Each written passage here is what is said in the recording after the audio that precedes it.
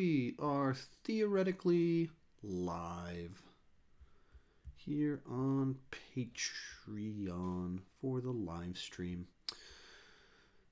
Okay. So I'm coming straight over from doing a live stream over on the main channel. And anytime I have to reset things, the interface is just clunky as can be. I guess YouTube's updated some of their stuff. I just haven't tried it yet. I'm scared of their technology. Scared of their stuff. So I haven't fiddled around with the new stuff because every time they do new things, they always break something about what worked before. So I haven't updated yet. Really need to, but their old stuff, really weird stuff. So anyway, took me a few minutes to transition over here, but thank you guys so much for joining in and looking forward to talking movies for a little bit. If you're kind of new to one of these Patreon live streams, I go for about an hour and I can get to everybody's questions. You don't have to repeat questions or anything like that because it's 10, 15 of us in here, so I can answer everybody's stuff, and I don't even know where to be for like 4 hours, so I can also keep answering them for a while. So we got some stuff coming. Majestic Demon, hello, Sean. Good to see you once again. Thank you so much for joining in both of the live streams today. Greatly appreciated. Dimension Scott. I'm sorry if I mispronounced that. What's up, man? Not much. Have a good day. A little bit ahead, actually, by accident, because I didn't do my Roger Moore video yesterday. And because the Fast and Furious one was a little bit late, it just kind of created a scenario where I ended up being ahead. And so I've got tomorrow's video already done, and then I'm going to do Monday's video tonight. So I'm like feeling way ahead. So that's pretty exciting for me. I don't normally do that. Majestic Demon, you posted the correct link this week. Yes, I didn't have any oopsies with how I did it this time. So yeah, it worked. Rich Reviews, howdy. Hello, Ferrari Forest. I'm seeing Doolittle in a couple of hours. It's not as bad as some people are saying, but it's definitely not good. Colin Williams, hey Sean, when are we doing a collab? If you got an idea to propose that's fun, I'm open to it, and I'm normally also much more open to podcasts. Podcasts are normally a lot easier for me to say yes to, but if you got a pitch that's interesting, I'm normally pretty game to do something that's different for me. If you kind of say, hey, I want to do a collab, let's rank this, then I'm kind of like, okay, well, I already do that. What do you have that's different? What's an interesting thing for me? So I actually went to lunch with some guys a couple days ago here in Austin, and they're relative to me, they're a good bit smaller, but they proposed some ideas that were interesting to me, stuff that I don't normally do on my channel, and so I was like, that'd be pretty cool to do that. So it's a lot of times if it's a podcast, I say yes to most of those, and if it's an interesting idea, interesting ideas are always interesting by nature. Mom Star Monsters. Oh, we got tons of questions today. I already gotta get flying. Have you seen BoJack Horseman? No, I've seen 0 episodes of BoJack Horseman. I barely even know anything about it. I've seen like the pictures, but that's all I know. Bryce Bailey, hey Sean, congrats on being invited to South by Southwest this year. Thanks. Yeah, that was actually through my buddy Griffin, the guy that I'm doing the podcast with, and through his connections. That's how that got happened. South by Southwest is pretty antiquated in their policies towards YouTubers. Like it says there, we don't invite YouTubers or influencers. And so it's one of those ones you like see it and you go, what?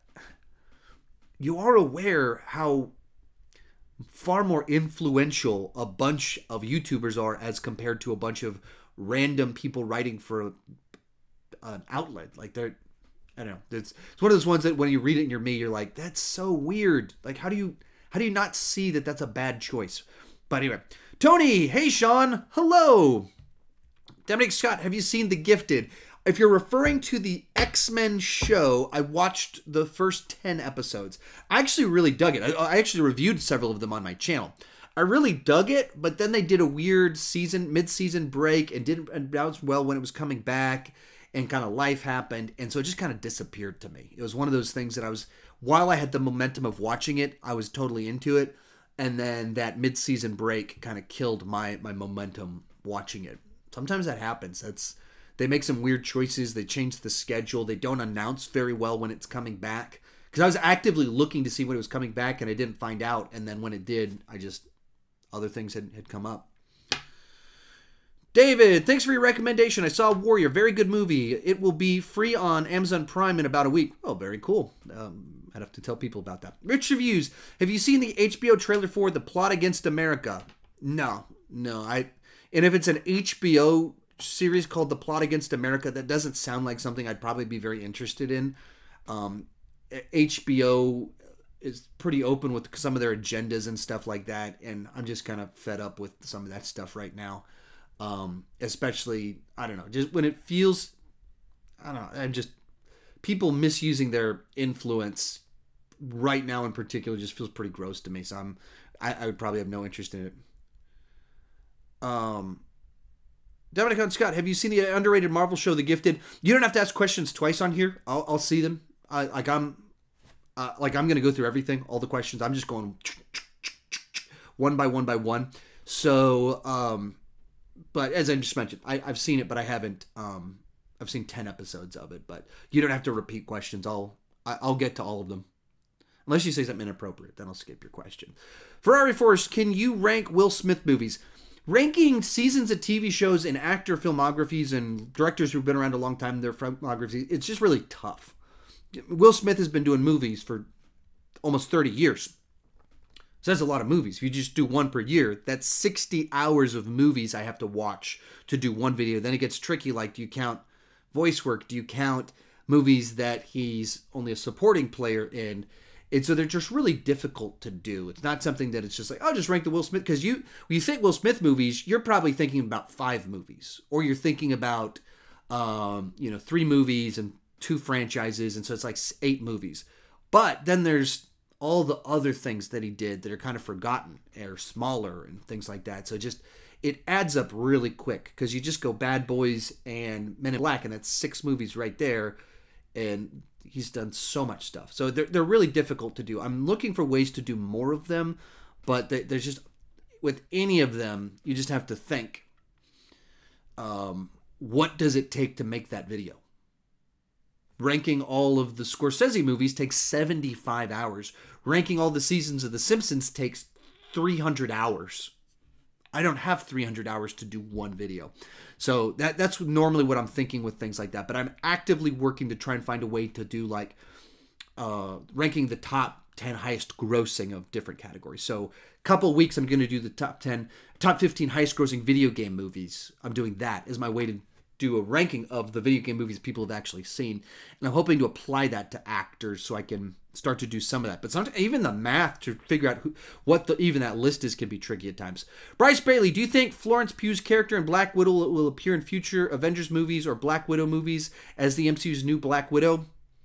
I don't really like to speculate too far down the line with things where we have very little information. I just don't dwell in that realm. I don't really even think that way. I'm not usually kind of going, oh, I bet she's going to... I just don't. Because there's just too many factors, too many questions, things I just don't know.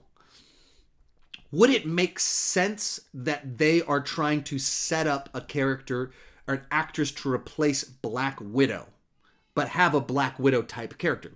Oh, that makes total sense because we killed Black Widow. Scarlett Johansson is in the latter half of her 30s. She's been doing this since her mid-20s. And she obviously is in the Oscar conversation. So she's probably thinking, I've had a great run and I want to do something. I've gotten my movie I get to star in. I want to do something next. So what do? You get a 22-year-old girl whose career's kind of on fire right now. That's Florence. Like, she had a great 2019. She earned a ton of indie cred, and now she's starring in an MCU movie. So if they are trying to replace Scarlett with someone that would get people excited, it's entirely possible, but I don't naturally gravitate in that matter. Majestic Demon, while I thoroughly enjoy the Fast and Furious franchise, I don't really understand why they're getting one more after Fast 9 other than for the studio to make money. I mean, that's the whole franchise is just to make money. I mean, that's the whole model. Like, these are movies that are entertaining, so as long as people are paying for them, as long as they're still entertaining people, let's keep going. That's why they made the last 9 of these movies. They did the first one and they went, oh, that made money, let's keep going. And so then they did 8 more sequels and a spinoff. So I mean, yeah, it's about money, but it's always kind of been about money. So, and I mean, having not seen this movie, there's no reason to think, well, they should have just ended with Fast 9. Why? What's magic about Fast 9? I mean, we haven't even seen the movie to know what kind of the note they're going to end on. You know, the logical ending, if you were going to kind of use that sort of logic, would be the 7th one because of Brian. And, you know, with Paul Walker passing, if you're going to use that logic and say, hey, they should close this thing out, that would have been the point to do it. But obviously they're not doing that. So for me, it's like, you know, whatever. Go. There's no particular time to pick or choose when it should end. Mr. Scott, I've seen Rise of Skywalker again. I still think it's a great movie. Yeah, it's an interesting one because I'm having so many conversations with people that just really had a blast with it and people that hated it. Rich Reviews, would you ever go to Sundance or Toronto Film Festival? Sure. I mean, I'm kind of open to anything. With what I do, there's two sides to it of what at least you guys see. And that's, one is YouTuber guy, YouTube personality, and that's really where my money comes from right now. And then there's movie critic guy, and that's where my clout comes from, my influence comes from, and my access comes from being movie reviewer guy. And they overlap, but they don't fully overlap. And so every year I'm trying to do things that build each of these to kind of continue to make me a more credible movie critic guy, as well as how do I keep adjusting the brand overall to build it's YouTube is what you guys see it as, but I'm trying to make it much more than that. So I'm doing a lot more on here on Patreon. And you guys have seen that I how much more I've posted on here, trying to add more value on here and trying to put more value on Instagram so that my brand isn't just a YouTube channel, because YouTube can go wonky as can be and I'd be in trouble. So I want to have a robust plan. And I'm also looking to get into doing a lot more speaking moving forward. But anyways, would I go to those film festivals? Absolutely, because they build that film critic side of things. But, you know, as for this year, I'd never been to South by Southwest before, and that's right here in town. So that's much cheaper to go to than it is to go to Sundance or Toronto. Zeke, what movie trailers are you expected to drop during the Super Bowl? Well, a couple we know, Mulan, Quiet Place 2, almost certainly Fast 9 or F9. From there, man, I don't know.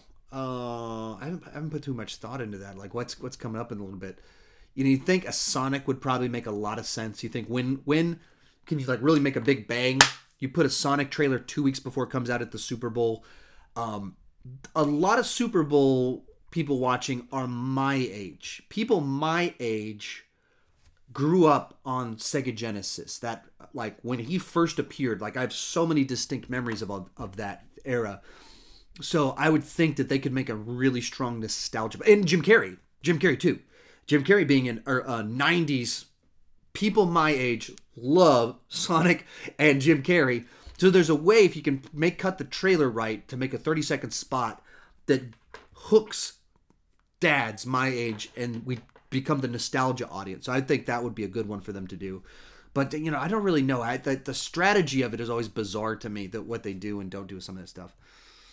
Oh, all right. I got to go faster. And I say that every week. Every week I take my time at the beginning because there aren't as many questions, and then all the questions come in and I fall way far behind. David Patterson, I'm watching Die Hard 4 after this. All my scores for the 3 Die Hards are multiples of 11. What multiple of 11 should I expect for Die Hard 4? So it's, it'd be a Taco Bell movie, to use my language. It's pretty dumb. If you can accept the dumb and that it kind of abandons some of the tone of the first ones, then you can go for it. So for you, I think you got a little bit more highbrow taste. You're not as that's more my genre. I have lower standards for it. I'll go with 66. So, like, mixed positive is what I would think. You say you'll had fun with it, but it wasn't very good is what I would guess. Jackson, F9 is about to be the most Taco Bell movie ever. Yeah, that's what the end of that trailer told me. Majestic Demon, my predictions for Fast 10 is that they're going to kill off Dom. I feel like they would make a fitting conclusion to the franchise. If they're looking to close it out, I think I think you have to do something like that to kill one of them off. But then again, I mean, they keep killing people off and bringing them back. Someone actually dies, and then they keep his character alive. So who knows? It doesn't seem like they like to keep people dead. So I don't know that Vin Diesel would want to do anything that final. That's his cash cow. That's his thing. He hasn't had success outside of it, other than doing voice work in 15 years or something like that. Like, that is his baby, and they make insane amounts of money, and so then he still gets to be the movie star because of those movies. So I don't know that he'd want to do that. Mom and Starved Monsters, do you think that The Rock or Statham will make a cameo in F9?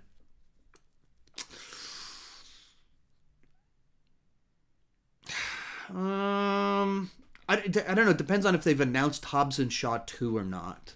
Or something like if there's something like that coming, maybe. But maybe the post-credits scene, I could see them doing something to kind of tie it all together. But there's just too much bad blood, like open bad blood between the main family and those two guys around Hobbs and Shaw. So I don't know. Colin Williams got Wolf of Wall Street, Fight Club, and Drive on Steelbook yesterday. Still have yet to see Drive. Yeah, it's a slow burn. It's a very stylized type of film, so it's distinct. If you like kind of artsy revenge, then you'll have fun with it. Majestic Demon, I saw a rumor on Twitter that said this. Juan Bautista, who played a Knight of Ren, said that there was originally an alternative ending where Ren stayed dead and Ben took the Skywalker name. I don't really deal in the rumor mill. There's tons and tons of rumors regarding Star Wars, and some of it verified that there are all these different versions of them. They were piecing it together, so I don't know how to sort through a lot of that. Jackson, The Outsiders is a great Stephen King adaptation. You should check it out sometime. I'm addicted right now. Maybe I will. Mr. Scott, how excited are you for the New Mutants? So I put out my trailer reaction whenever the last trailer came out like a month ago. I'm curious about it more so than excited. I am curious because of the history, the backstory, the Fox stuff, and that it's a horror movie that's a comic book movie. All that has me curious about it. I'm not like, I can't wait to see it. It's more like, okay, I want to see how this is going to turn out. I want to see what this thing's going to be, but it's not like actual full-blown excitement. Majestic Demon, I don't know about you, but to me, that sounds like a more interesting ending to that movie. I think a 2-sentence summary of like, and then this, it doesn't, none of that, like, I never take anything like that. Like, isn't that better? Well, no, because I'm not seeing anything elaborated on, because it's easy to say, what about this? And it's like a plot point. It's a statement that's like immediately tickles your brain a little bit that you go, huh? But you have to think anytime with a resolution, with a you have to see how they set everything up. So the movie they made set up that your name isn't necessarily what's important and who you align with, and we all have different backgrounds, and so it set up those themes that was tried to be paid off with kind of the race stuff that they did in the end. And I think they go back and forth, and you just look, they shoot two different endings, and you see which one kind of lands a little bit better and what they think. But, given that they set up these force healing powers, it would be weird if you didn't have them used in the final moment of it. So you show that she has it, she shows Kylo how to use it, and then Kylo uses it. So that's all set up. That's set up throughout the whole movie. So then if you don't have that moment, it sounds like, wait, you set things up that didn't go anywhere. So that's the way I process through it, because it's not as simple as, do I like this or this? Well, what's the movie? What choices were made that got you there?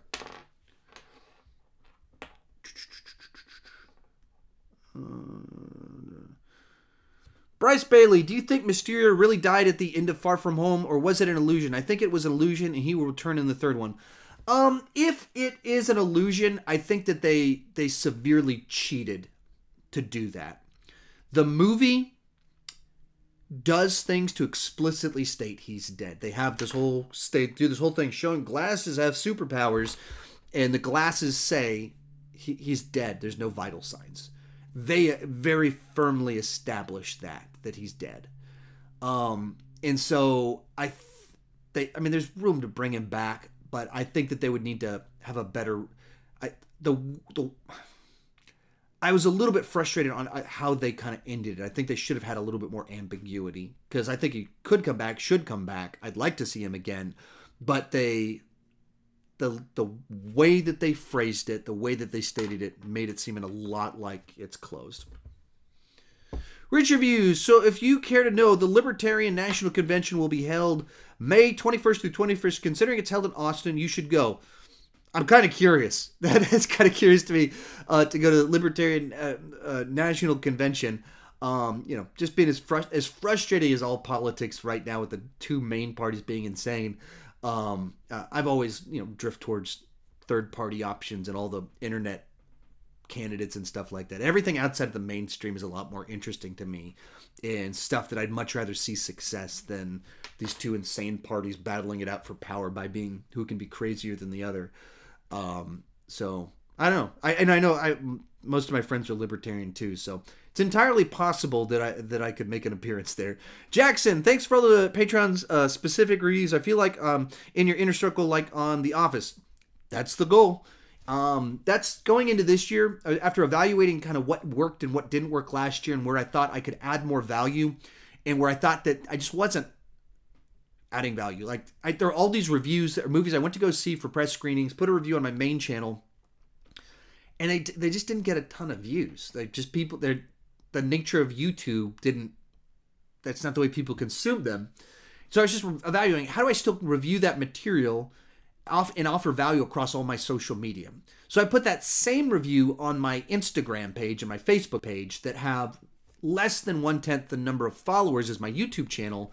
But doing that, they get viewed half as much as the video that was put on my YouTube channel. So that's a lot of math, but they're 1/10 the size, but only getting a drop off of half the views.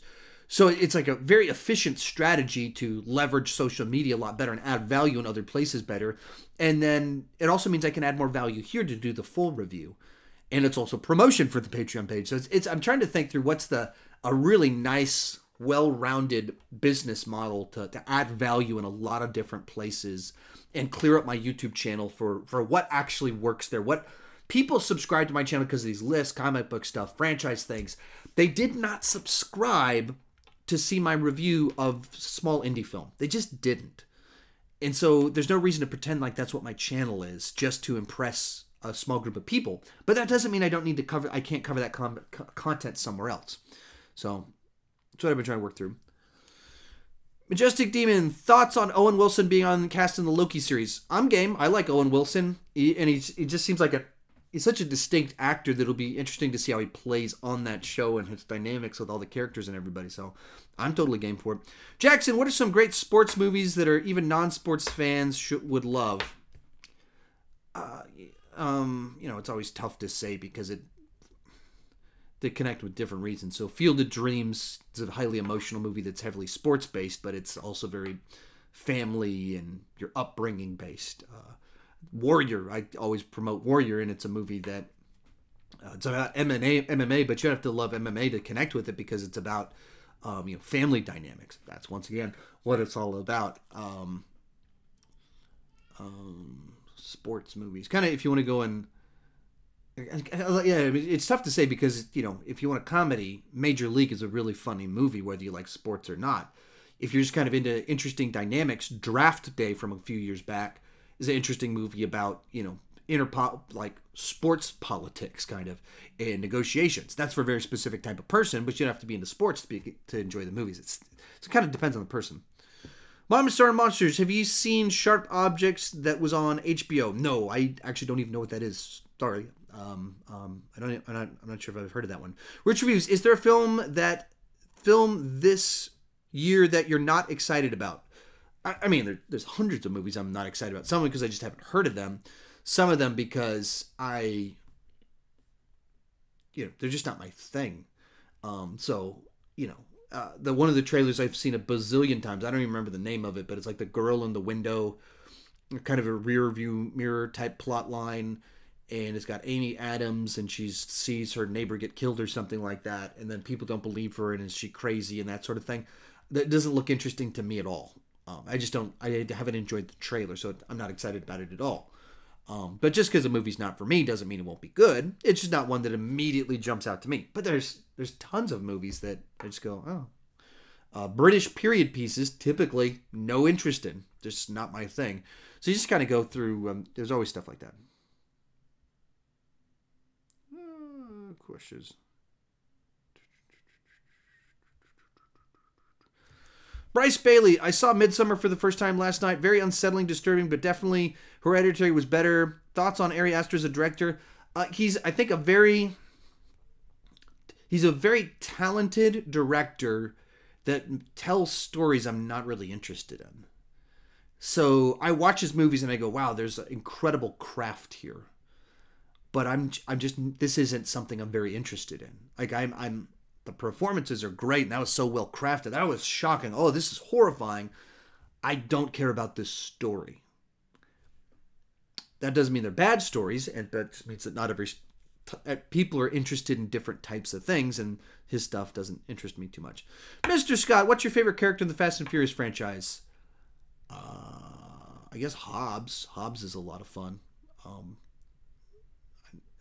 I don't know, picking a favorite. There's all the obvious ones that, Brian and Dom is the leads, but, The Rock is just great presence on screen. Jonathan Hunt, how do you feel about the Arrowverse now that Crisis and Arrow are done? I'm just burned out and done is what I feel. Like, that's what I feel. It's like, I'm just done with this. I'm going to keep watching Flash, but the other shows I'm just not very interested in at all. Supergirl, I've been done with. I binged it to try and do a ranking of the seasons, and the video didn't do very well, and I was feeling like I'm just not the right person to do this. This is why I don't rank certain things, is because I don't want it to be work like I feel like this is work. And most franchises, even if they're goofier ones, I can enjoy it. Like right now I'm watching the Resident Evil movies. I'm not a big fan of the franchise, but I'm having a bit of fun watching through them and having thoughts, and but I didn't feel that with Supergirl. I just felt too much like I was having to do work to binge through seasons to do a video. And I don't want to do that. And that's kind of what the whole Arrowverse kind of feels that way to me. Like I just so disheartening what they did to the show Arrow. And they made a lot of bad choices all throughout the seasons, but ending the show with the crisis and everything, I felt betrayed that they did that. And then resetting universes and undoing consequences, I just makes me feel like I don't get this. Like I don't know what I'm supposed to feel about this. Mr. Scott, I love when you say you're just kidding at the end of your videos. Excellent job. Appreciate it. Yeah, I try and do. Yeah, I actually got some criticism from a guy that he's like, dude, it's never been funny when you've done that. I was like, well, some of them have been pretty funny. Some of them I'm just doing the same joke, but some of these have been really funny. And a lot of that stuff, it's not even about having a great joke or something like that. It's about breaking the monotony. It's about disruption. And so I'm always looking for ways to grab people's attention, make sure they're paying attention. So you can do that through the pacing, so moving them at a pace to where it's going from one movie to the next really quickly. You can do that by zooming in, sound effects, clips, video clips. And then sometimes you do it by just doing something crazy and weird and random that just catches people's attention out of the blue. So I always want to do things like that. So in horror ones, I do a lot of jump scares because it's a thing that feels appropriate to grab people's attention. So I try to have fun with it. Majestic Demon, do you know which movie review videos you'll do as premieres? No, not really. Well, I mean, I couldn't tell you right now what that would be. I tend to do them with ones where there's a lot of upfront demand. So Star Wars, Marvel movies, people want me to do them. And then there's ones where I got to see the movie before the review embargo lifted. So then if I can have my review go live right as the embargo lifts, that's really cool. But it kind of all depends on a lot of stuff like that. There also have to be ones where there has to be ones that I have to think there's an upfront demand that I want to be in the comments talking with people. That sometimes I know it'll be toxic, so I don't want to do that. There's ones where I don't want, like with Marvel and Star Wars movies, I actually haven't done them because I don't want people posting spoilers. And so, the live chat provides an opportunity for people. It'll be fun to join in. And then someone else is like, this is an opportunity for me to be an online brat and post spoilers. So that's why I didn't do it for some of those movies. So those are some of the things I think about. Jackson, the American justice system. 2 of 2. 1 of 2 I don't think posted. So I don't know what the rest of that was. Would you have preferred Arrow and Flash remain separate universes that didn't interact or connect? No, I'm totally fine with them connecting. I think that's fun. I think when they just went overboard with something that's a fun idea, but very difficult to pull off properly. And then they had an idea that was like, what if we did all this and incorporated these other things, and it just got the best of them. And then they went, we need to close out Arrow, but we want to do the crossover and we want him to be in it. So let's stretch out Arrow. We'll tie it all together. I think that's what killed them more so than, bringing the shows together. I think that was fine bringing them together. Mr. Scott, Terminator 2 or The Dark Knight? I mean, I posted my favorite movies of all time a couple weeks back. So the answer is in that video. My favorite movies of all time. I believe I posted it 2 weeks ago. There's a definitive answer there. Zeke, Baby Yoda or Baby Groot? Let's go with Baby Yoda. Baby Groot did some fun dancing, and then I didn't like him when he was more like Kid Groot in Volume 2. He was just too bratty and mean. So Baby Yoda's still great. Mr. Scott, did you hear that Jaws is getting a remake with Steven Spielberg involved? No, but I mean, those rumors pop up all the time. I don't know when you heard that or when you saw that, but they say those rumors. There's certain dumb websites that post that all the time. So I'd have to see a pretty definitive, like I'd have to see Hollywood Reporter saying that for me to believe it. If you post something from We Got This Covered that says that, I don't believe it at all. If you post from the Hollywood Reporter, then I'm very curious and I want to know as much about that as possible. But surface level, I'm very skeptical. Like I read that and I go, my first thought is, I don't know what you read, but I'm skeptical that that's real. Because I've just seen so many false rumors about that. Rich Reviews, is that gray hair on you? Yes, I have a lot of gray hair. Let me see. So this is all gray. This is like sprinkled intensely with gray, and then it goes down around here. So gray. Top, not really many gray hairs. This in here, 1, 2. There's a little bit, not much in here, but like sides down. So when this is buzzed, it like shaves like 5 years off my appearance. When this is grown out like this is pretty long. I don't normally let it grow out this long. Suddenly, like I look significantly older because there's just a lot of gray on my head. David Patterson, my expectation for my score for Mutants is 59% on the low end, 90 on the high end. Very cool. Mom Star Monsters, any movie trailers that you were excited for after watching it and then the movie was a disappointment? Oh, sure. I mean, tons of them. I mean, it happens every year. I'd say, my biggest disappointment list, those are the movies that I saw the trailer and went, I am so excited to see this. And then I saw the movie and I went, okay, that didn't live up to it. So, that's an annual thing that there's movies with a great trailer and a movie that disappoints. My whole top 10 most disappointing movies last year. Or every year. That's essentially what that is movies that they got me with the trailer and then it didn't work.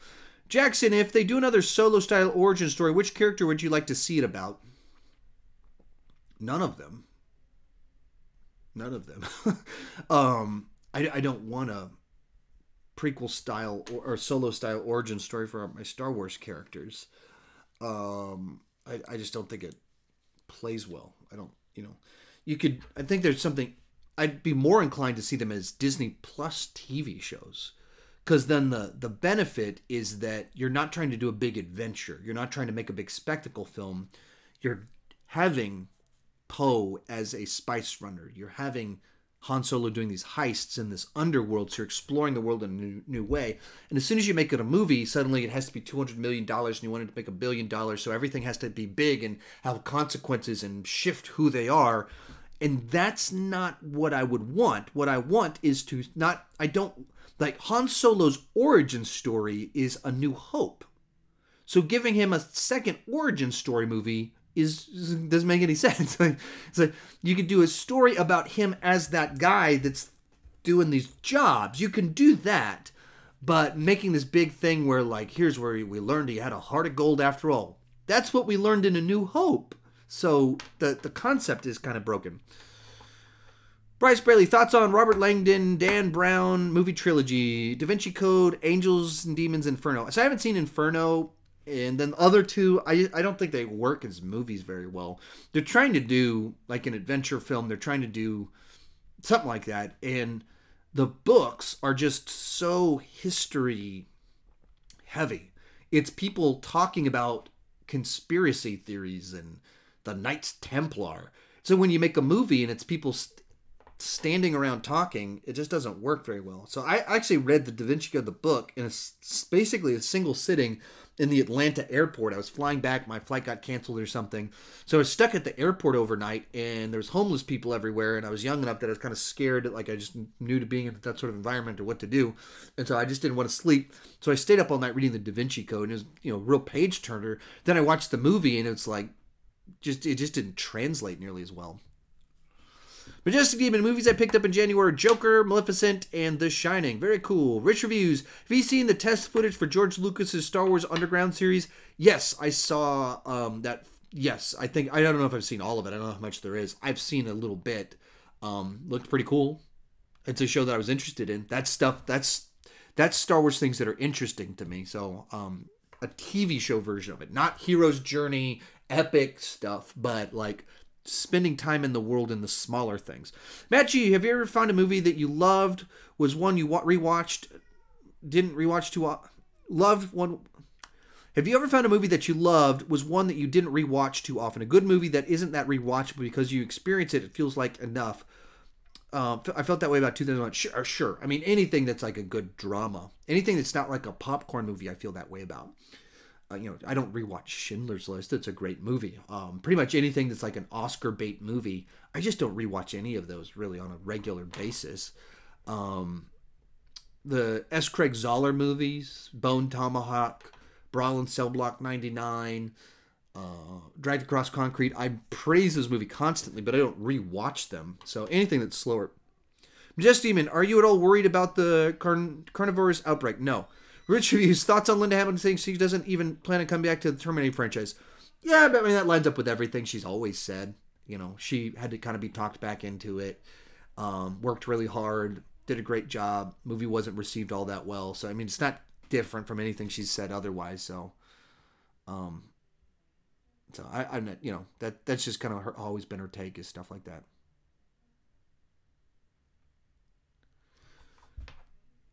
David Patterson, I don't know why people criticize the Force projection in Last Jedi, because I like seeing new Force powers being introduced. I didn't know it's different from introducing Force healing in The Mandalorian. I don't know. It's different from being... I mean, I think the thing people had with Force projection is that they did that instead of having Luke do a throwdown. If it had just been Rey and Kylo having phone calls with each other, people probably would have been like, that was kind of weird, but okay. But then when you don't have Luke do a throwdown, he doesn't leave the island, people felt cheated. So when you make people feel like, a group of people were like, oh, that's so clever. Yeah, that's what he would do. He's matured. And then there's a group of people like, I waited 35 years to see Luke throw down, and that's what you did? You bait and switched me? So they felt betrayed, and then immediately people are going to get mad at you when you do that.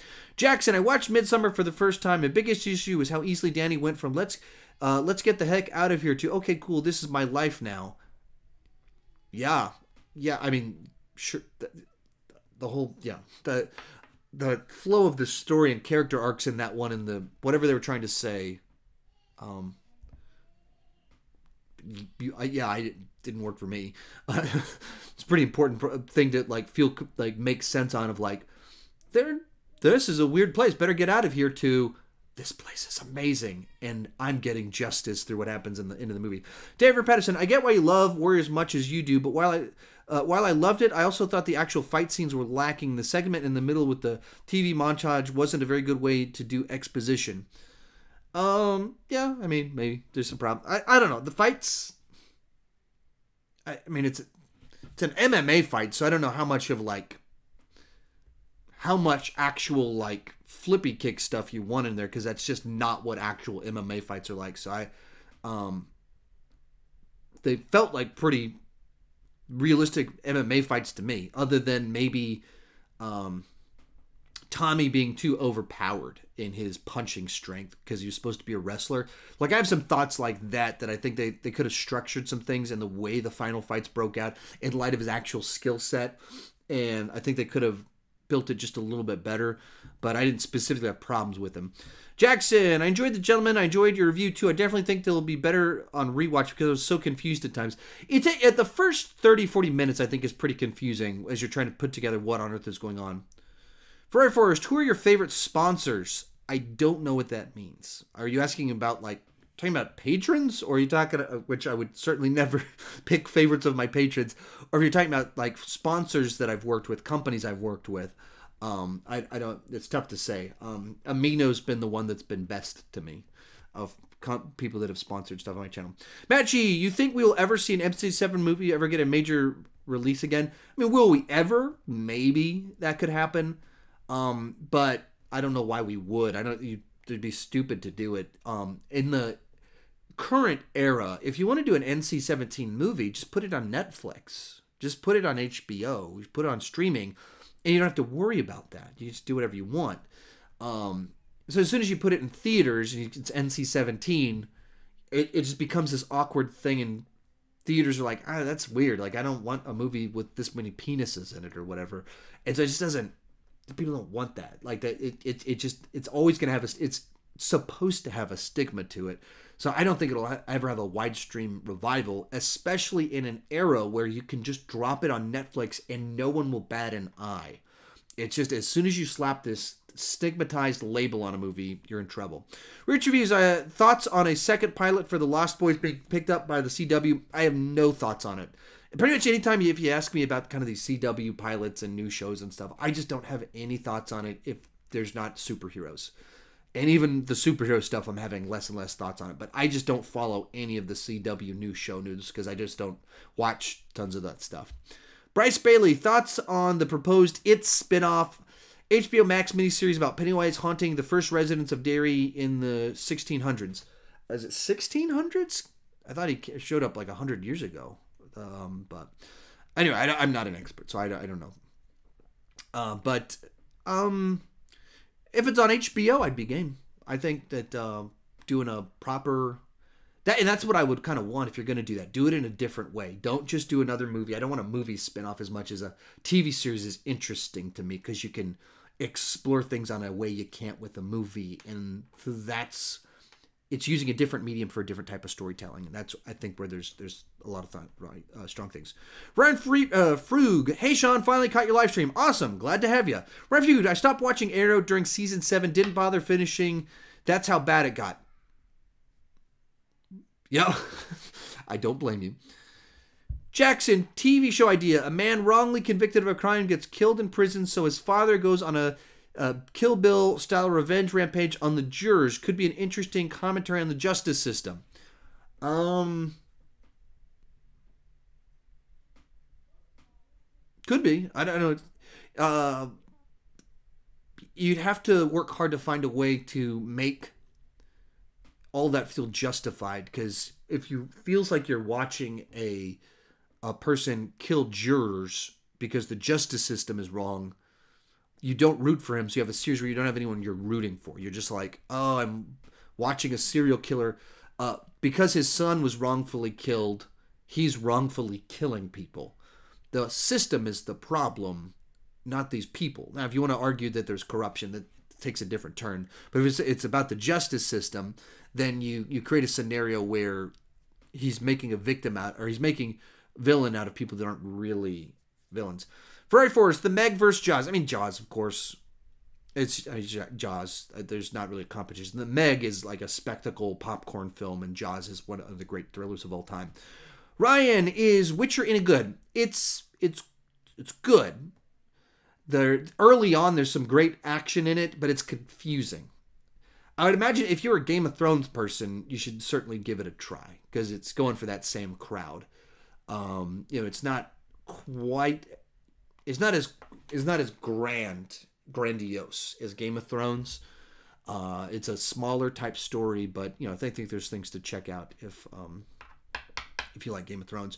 Ryan, are you excited for the new Clone Wars seasons? Sort of. I've never been a massive Clone Wars fan. I'm more excited just to watch it with my son. That's the big thing I'm excited to do. Ferrari Force, I really dislike Star Wars. How dare you? How dare you? I really like the sequels, though, because they feel like Marvel. I'm so confused. You just told me you don't like Star Wars, but then you said you like the sequels, which is Star Wars. So you do like Star Wars. I mean, that's all true. I mean, it's a sense of. I grew up on the original trilogy. That's what made me love movies. So I'm used to that pacing and way of doing things. Kids that were born in the 90s grew up on the prequels, and they got used to that sort of thing. And the new ones are designed for people that are used to modern pacing, modern dialogue, sense of humor, things like that, and special effects. And that's what the sequels are. And so, yeah, it makes that, it's not surprising to me that you would feel that way. That I would imagine there's a lot of people probably in that camp. Sean, that's a great name. Sean Fitzsimmons, first time on the live stream. Awesome. So glad to have another Sean here with me. Finally got the chat working right on my phone. Yeah, I've heard some people mention some stuff that there's sometimes they can't see the questions or they can't ask questions, and I don't know what that is, like, because every phone has a different app and operating system, so I can't problem solve all that, unfortunately. Bryce Bailey, which MCU character do you most want to get a Disney Plus spin-off show that hasn't already? So I didn't want a Black Widow movie. I would have much preferred a Black Widow TV show. I think that makes more sense to me, because it's a character that's a spy and shoots people and punches them in the face, and that lends itself to kind of deeper mythology, longer form storytelling, and that I would have preferred to have seen that. So that doesn't really answer your question since that's not happening. I'd like Rhodey to get some time in the spotlight. I would really enjoy War Machine. I think there's because he has ties to the government plus the Avengers. There's a lot of things you can do there. Plus, it kind of continues a bit of that Iron Man vibe, and you can kind of build it into the world of Iron Man. So I think there's a lot of neat things you can do with that.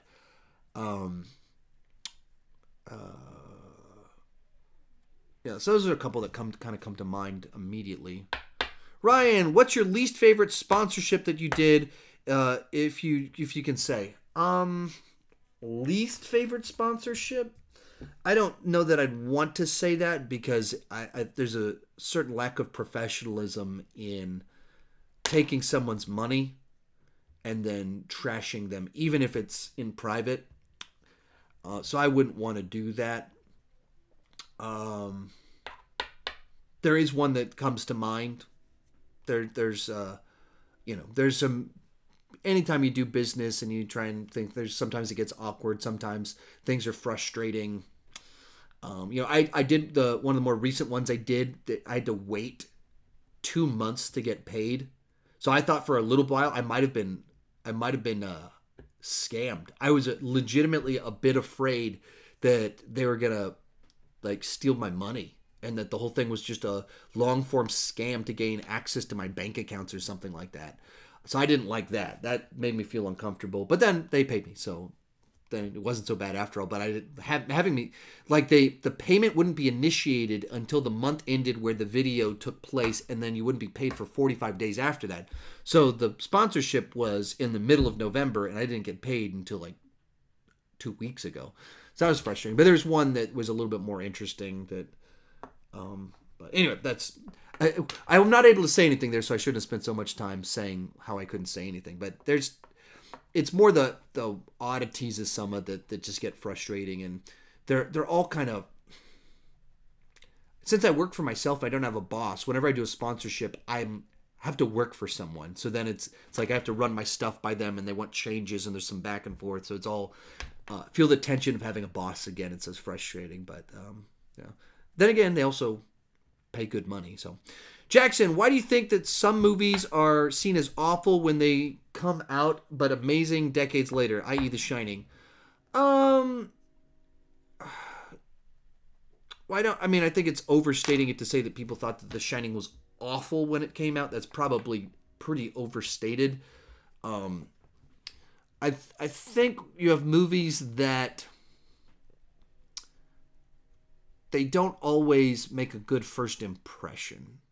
You see them, so you have something like Midsummer that is, you watch it and it's very easy to be like, what did I just watch? and there's like off-putting images in it. There's off-putting images inside of The Shining, slow-paced, and you go in expecting one thing and you get something else.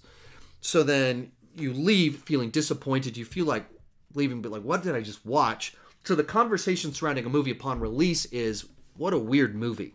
A year later, though, everyone that watches it knows what they're watching. And the people that talk about it are the people that really enjoyed it. And so then it gets the buzz from people that finally understand what they just watched. And they go, oh, wow. And they start to put together and they start to see the symbolism and how this tied to this. And I think it's a lot of that. It's expectation. And certain movies are just denser. Certain movies are designed to be great the first time you watch them. And you make an audience laugh and high-five each other and cry together. Endgame. It's designed right out of the, like, you know what it is, and you either experience what you're supposed to or you don't. Other movies, you just have to process what exactly it was and what exactly it meant. And so it takes time. So something like The Shining would fall into that. And I imagine Midsummer will be regarded very highly down the line. A lot of people coming out of the theater, like myself, are like, oh, I don't know about that. But a while, they'll just remember this intricately directed movie. Zeke Gonzalez. Thoughts on Kenobi being delayed due to Kathleen Kennedy not liking the scripts. Obi-Wan is my favorite Star Wars character, so I really hope this show is great, but I'm worried. So, she didn't like... there's two things I heard. She didn't like the scripts. First off, I think it was only delayed, technically, like 3 months. So people are framing it like, oh no, it's in trouble! When it's like... They should have announced, like, hey, yeah, we're just spending a little bit more time on the scripts, and given a reason. Like, we just wanted to do this about them, and so we're just pushing back 3 months. 3 months is nothing in the scheme of time. And compared to the amount of time since we last saw Ewan McGregor as Obi-Wan Kenobi, 3 months is like nothing. 4 months is nothing. So I don't make too much of it besides the way that they communicate it. So I heard Kathleen Kennedy didn't like the scripts, and the more detailed thing that I heard was that they felt it was too much like The Mandalorian.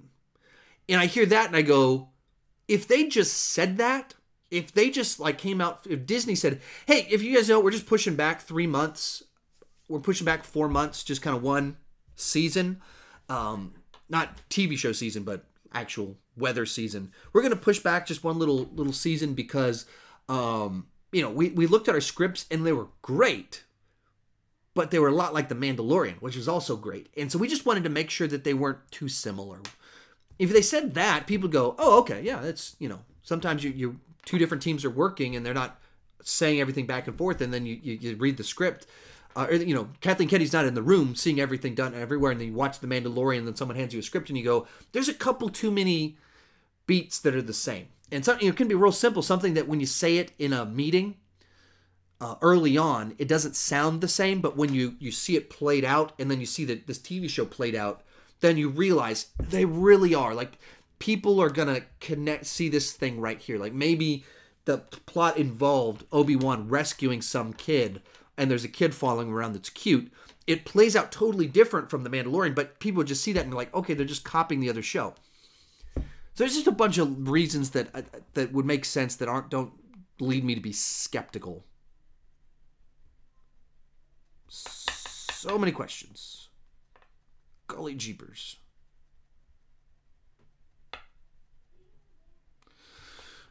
Sean, Inferno was not great. Liked the first two much better. Mr. Scott, hope Mulan is worth seeing. It looks great to me. I really enjoyed the trailer. Rich Reviews, what is the most poorly written novel that you've ever read? I have no clue. I have no clue. I don't read a lot of novels. And I'm not really a critic of writing in that regard, so I'm not at all the right person to judge that. Jonathan, are you planning reviewing Clone Wars Season 7? I plan to have content on Season 7. Hopefully a ranking of all the seasons if I can get them watched. I don't know if that's possible because there's 120 episodes, but I plan on having content. Matchy, you think we will ever see a trend of live-action movies remade as animated movies? I think anything's possible. I think anything, could happen. They're always looking for a way to repackage something that already worked. Sean, what are you watching on Disney Plus lately? I'm going through Clone Wars right now. I'm going through Clone Wars right now. I'm hoping to do a ranking. And so then my son and I are making our way. We're about 15 episodes in. And, I need to have like a day, like tell the wife, we're just watching Clone Wars all day and get a bunch of candy and me and him just watch Clone Wars all day long. And just binge as much as we can to get ahead. But hopefully I can get them by the end of it to rank the season. So, yeah. So Clone Wars is what I'm watching. And Frozen. I watch Frozen every single day. Not because I want to watch Frozen every single day, but that's the movie my baby likes, my literal baby. She gets excited when Elsa shows up, so I watch Frozen every day, and we're pumped for Frozen 2 to come out so that we can have 2 movies that we watch with the baby. Rich reviews. So who do you want to win tomorrow? 49ers. I'm from California, so, my parents are from Denver, so growing up, the 49ers and the Broncos were the 2 teams that we went for. So hopefully Joe Montana will have a great game tomorrow. David Patterson, what do you expect for Rian Johnson's Star Wars trilogy? I'm really excited for it because I like Rian Johnson's past 3 movies, including Last Jedi. I just hope that he's able to get a... The reason people got mad at him about Last Jedi is that he did stuff with people and things that we have strong opinions about. We like Rian Johnson because he does his own thing and changes things up. And when you apply that to something that I'm very passionate about and have grown up with and have expectations from my entire childhood, I get frustrated. So I just want him to tell his own story. I don't have specific, do you want him to do this or this? I don't have any of that other than tell something different. Go to the other side of the galaxy and don't have it be about characters we already know. Don't do that. Sean Fitzsimmons, who's your favorite Star Trek character? I'd go probably with the safe answers, Kirk or Picard. You have the adventurer and the diplomat, and both of them can be, one can be diplomatic while being an adventurer, and the other one can be an adventurer while being the diplomat, but both pretty great characters. Jackson, how little do you care about the next 17 Avatar movies? But, until I'm wowed by a trailer, I just don't really care very much at all. Because I'm just so frustrated that they kidnapped James Cameron and James Cameron stopped making movies and he moved to Pandora. I don't like that. David Patterson, all my problems with the actual fights in Warrior were definitely the fact that they made Tommy overpowered. Then I'm tracking with you. I can see what you're talking about. I think even they messed that to dive into Warrior, I think what they could have done to make the movie better pretty easily is those initial fights where Tommy's taking guys out in 10 seconds. I think you need to establish the fact that he's an incredible wrestler, but he's just so angry that he's just trying to hurt people and relying on the fact that he's just a brute force. And so that's how he ends up losing in the end, is because the wrestler is just trying to hurt his brother, and his brother is playing Olympic wrestling. And so he loses not because he's not better, but because he's not using his actual skill set. And I think that there was all the ideas I think were planted in the movie to have that version that is just that much better, and they didn't do that. So yeah, I would actually, on that point, I would agree with you. But like Brendan's fights, where he's like fighting Koba and stuff like that, I think that those ones are really good. Because they show him struggling, but he's doing technical moves and stuff. He's not just, with Tommy, it's like, fight starts, boom, knocks the guy out. Granted, gotcha, tracking with you. Brendan, I really like Brendan's, is the stuff that, but yeah, I know. I'm tracking with him. David Patterson, I know what MMA fighting is, but Tommy was just too quick with punches and beating his opponents. Right. As much as I praise the movie, yes, I think that is one of the biggest problems with the film. That is the biggest problem. I'll change that. That is the biggest problem with the film, is that they could have, with very small tweaks, made it more believable and made more sense. Even with all the pieces that were already there.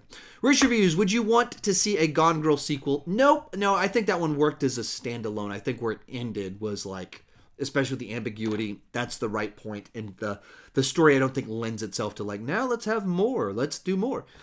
Matt G, are you into commercials with the Super Bowl? Sure. Yeah. Just because it's a cultural thing. I think they've been hyped up so much over the years that now you watch them, they're always disappointing. But that doesn't mean they're not interesting. And you're experiencing something together of, it's the Super Bowl of football. It's also the Super Bowl of marketing. In theory, old school marketing. It's not new school marketing, but of old school commercial marketing, it's their best attempts and stuff. So it's joining a conversation. So like tomorrow we're going to, every Sunday night this year, we've been doing family fun nights where my family spends time together. And so we're going to be doing, watching the Super Bowl, trying to explain the game to them. And we're going to be doing bingo, commercial bingo. So it should be fun. I hate them. If I'm watching, I'll DVR the game and watch it later and fast forward. You can't do that. Skip the commercials. You got to join the cultural conversation. Ryan, by the way, my name is pronounced Fruge. Fruge. Okay. Ryan Fruge. Rich Reviews, would you ever want to see a reboot of The Wonder Years? I just wouldn't care. The concept of it is repeatable, which is The Wonder Years is this nostalgia for the past, and so you tell a story that's set 20 years in the past or 30 years in the past. So I think there's something in that that's always repeatable, but I just don't really care about. Well, should they reboot this sitcom? Should they review this bring back this one? I don't have strong thoughts. Rich Reviews, any thoughts on Kobe Bryant? No, I didn't follow basketball enough or have like a knowledge of him enough to feel I should chime in on that conversation. It's a tragedy that he died. His daughter died, other people died. But it would be phony for me to jump in and be like, oh, he was a legend. And I didn't follow him. I didn't know much about him. I couldn't have told you what team he played for. And so I think I don't want to put out hollow words to just step into something that everyone else is doing. I actually had some comments like, dude, show some respect to Kobe Bryant. I don't think it is respect. There's not a shortage of people showing him respect or people criticizing him in light of his death. I don't feel I need to do that for him to be respected. I think it's kind of disrespectful for me to put out hollow words about someone I didn't know much about. Jackson finally saw Zombieland Double Tap. Best end credit scene ever. It's pretty fun, especially if you're in the YouTube movie punditry space. There's some things in there that's pretty nice. Foray Ferraris, what are your PC specs if you know them? I have a MacBook Pro. I'll open it up right now. I have a MacBook Pro, not a PC.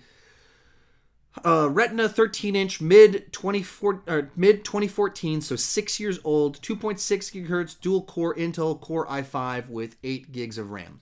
I am actively saving right now to get a better computer.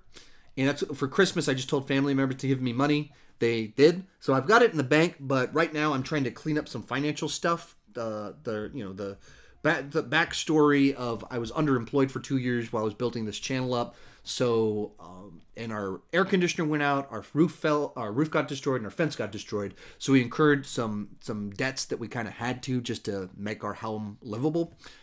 And trying to, we could have probably paid them off, or we could have paid them off last year, but we just enjoyed making money last year. And then right now we're trying to fill in those holes real quick before doing any spending. So we actually paid off the roof 2 weeks ago. So that was amazing. And then in a couple months we'll pay off the air conditioner, or hopefully a few months we'll pay off the air conditioner. And then hopefully a couple months after that, around May, June, hopefully I'll have a new laptop. And I've got a good bit of money saved from people that are pretty generous in what they gave me for Christmas, but I'm not looking to buy this computer. This one was the one that my previous job, what they could afford, that's a good computer, but it's not designed for video editing. And so I want to get like a high-end MacBook Pro, maybe just a Mac that's designed for high-end processing. That would make my life so much... Like this stream right now could be 1080, high definition, but my processor can't handle that. So I'm trying to get something really good. Anyway, that's a long answer to your question, but hopefully I'll have a much better computer in about 6 months. Sean, I also started watching zombie movies and last night, so so far pretty good. Love the first one. Cool. Mr. Scott, if you haven't seen The Shallows, I recommend it. It's a good shark movie with Blake Lively. I actually haven't. It's from a director. I've liked a lot of his stuff. He's kind of interesting style to what he does. Not highbrow or anything like that, but just neat little creativity. My wife saw it because she likes shark movies and apparently likes Blake Lively, but I haven't seen it. David Pedersen, I was born in the 2000s. I grew up on the original trilogy because my dad was born in the 1960s. He saw them in his college days. Very cool. Matt G, I think the original Indiana Jones trilogy could be the almost rival to the original Star Wars trilogy. I think they were great. Yes, you're correct. They were. Some of the original Indiana Jones trilogy movies are better than some of the original Star Wars movies. They're phenomenal movie. Both trilogies, fantastic. Sean, have you seen Nickelodeon's Wonderland? No, I don't think so. Watched it last weekend with my family. I thought it was a solid B family entertainment. Maybe I did. I might have seen it last year. I don't know if it's that animated movie from like last April or March. I did see it, I think. Matt G, you think that now, since the DCU is part of the Arrowverse, they can use that to soft reboot some things? No, I don't think they're going to do anything involving that. I don't think Arrowverse is going to have any effects on the DCEU. That was just a nice little... That was a gift to the audience. That's what that was. It's like, if you're going to do that, yeah, come on, let Ezra come on over. Let's do this. And it'll be a lot of fun. But, even the scene, he didn't tie into anything. He did 2 hours of work or whatever. It was just a gift. It doesn't have any implications for the future. Is Disney Plus trying to weird out High School Musical, the musical series name? Because how is it High School, the musical, the series, the special, the sing-along? I'm genuinely scared. I don't know what they're doing. It's bizarre. It's way over the top. Matchy, what theater chain you think has the best rewards program? Not Cinemark, because I have Cinemark and it's not the best. I don't know. I really don't know because I haven't tried them out, so I can't comment on them. Who's there? Just open the door.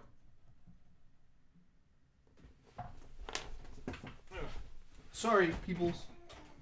Yeah, that's what I thought. It's the one that can't talk.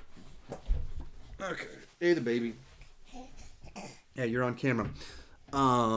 So, yeah, Cinemark's isn't very good comparison. Sean Fitzsimmons, where in Denver did you grow up? I didn't. I've never lived in Denver. Both of my parents are from Denver, but I am not from Denver. And my brother has lived his whole life in Denver. He's in Golden right now, I believe.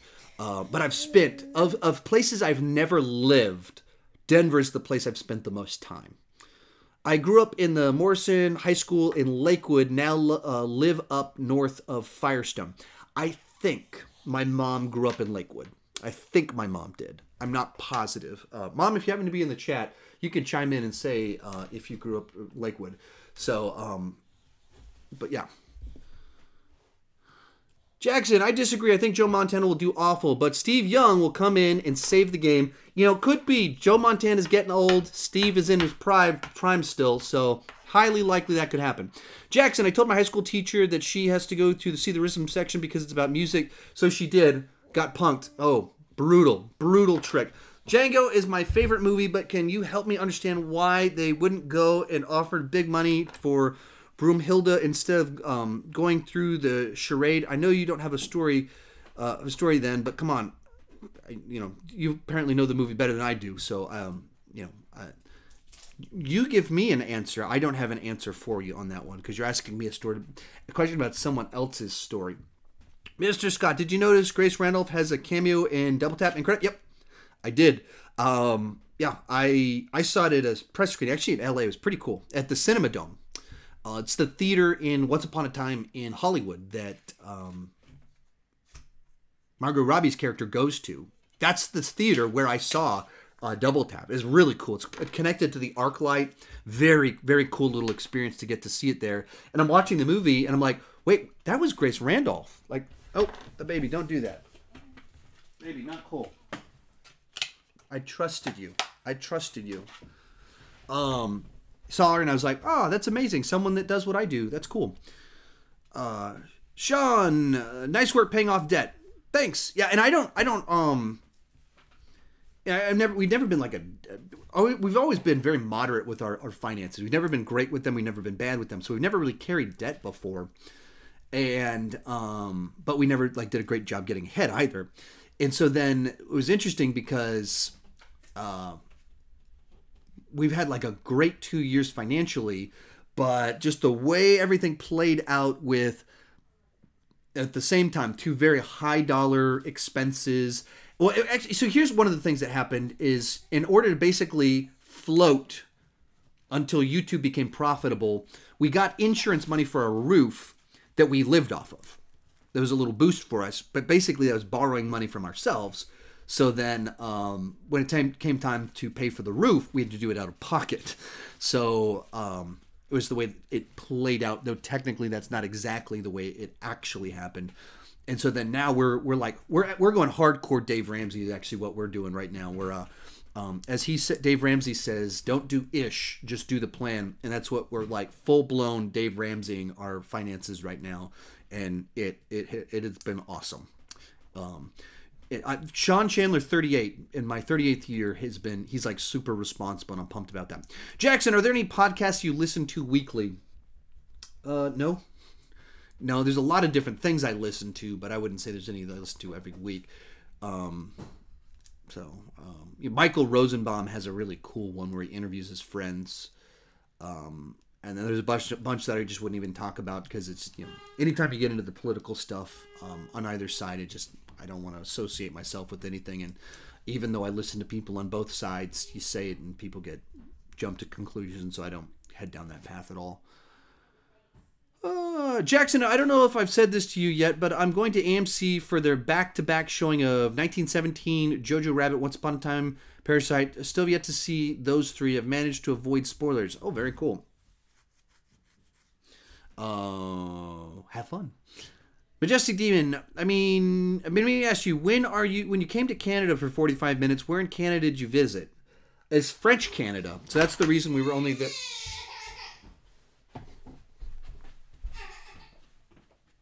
Oh, you're fine. You're fine. Knocked over DVDs on herself. French Canada, so we were visiting New England, and we just went, hey, we're 45 minutes away, so we drove up. I don't know if it's whatever French Canadian big city is right around there is where we went, but they were speaking French, so I did not know. We couldn't understand anything, so we left pretty quickly. Sean, Django, they would have blown the cover. They would have figured out if they married to easier. Okay, so he's answering someone else's questions.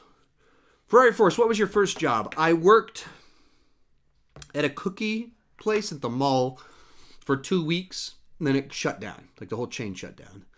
And then I worked at a Chick-fil-A for 3 years and was a manager and did a bunch of different stuff. Jackson, I'm awful at saving money. Last year I made more money than I've ever had and didn't make any headway. I need to get on the Ramsey train. We first did Dave Ramsey's financial piece fall of 2008. And we've been okay with our finances all along. But, just little, you see all these charts on investing and all these little things that we just didn't do. And you look at it and how the stock market has behaved over the last 10 years, and you go, okay, if we'd obeyed that stuff, we would have come out way far ahead, because the market was so bad 10 years ago, and it's doing quite well right now. But, it's like simple little practices, and it's real more behavior than anything else that I think changes things. Mr. Scott, which cut of Superman 2 should I watch? Do you happen to have been the person that asked me this on Instagram today? I answered this exact question on Instagram. I just don't remember who asked me about this, because it could have been you. Watch both of them. If you're a movie fan, you need to watch both cuts of Superman 2. When I'm just watching the movie, I can go back and forth. I watch both of them. Neither one is significantly better or worse than the other. They each have different strengths and weaknesses. The theatrical cut has too much goofiness in it, too much slapstick humor. It cuts out Marlon Brando. There's some unanswered questions, but it's a much more slickly made movie because it's actually a complete film. The Richard Donner cut would be a better film if it was 100% actually complete and completed at the time, but it's not. So there's like test footage in there There's all sorts of things that Richard Donner couldn't shoot, but like Marlon Brando's back in it. It cuts the slapstick. It's cut. It's very differently cut. I mean, it's legitimately a very different version of the same film. But so I'd say you need to watch both of them if you're a movie fan. Nathan Albers, are you still listening to as many books as you have in the past? Any recommendations in the productivity genre? Yeah. So I'm not doing what I was before because I was driving a truck for 8 hours. So I was listening to books 4 or 5 hours a day. So I can't do that now. But I'm still doing my best to kind of keep trucking ahead. Yeah, you have my actual number. If you can text me, I can look through my library and give you some. If you want to be more specific on what you're looking for, I can text you the ones that have been really helpful to me. There's like one called Eat the Frog, real short little book, simple little concept that puts a language in your head to like just get stuff done. So that's one that's right off the bat. But I could have more specific recommendations that, depending on your specifics, if you just want to text me. Mr. Scott, what's your guilty pleasure starring Will Smith? Guilty pleasure? I don't know. I don't know if there's a. Maybe I'm missing one. I mean, I don't feel guilty enjoying any movies. Guilty pleasure doesn't normally resonate with me. One that a lot of people didn't like that I had fun with was Gemini Man. But for the most part, I mean, Will Smith, I wouldn't call them guilty pleasure movies. He normally makes the movie he's trying to make, or it's bad. But it's like there's not a lot of wiggle room on that one. So I wouldn't phrase it that way. A guilty pleasure starring Will Smith would be like Wild Wild West. I didn't like Wild Wild West, but yeah, if I liked Wild Wild West, I'd probably say that one. But I'd have to say Gemini Man in that regard. I think this is our last question of the day. David Patterson, is the unrated cut of Die Hard 4 better than the theatrical cut? I mean, it's not really different. Basically, when he does the difference is stuff like this.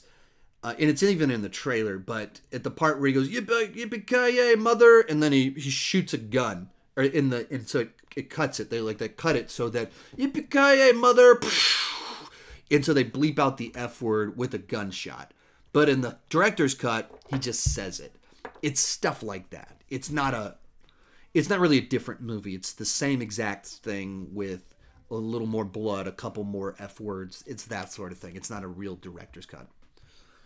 Sean, would like book recommendations as well? Used to run a business book club for years, but it fell apart. We'll close out on this one. I'll grab my phone and read the ones that I really liked from recently.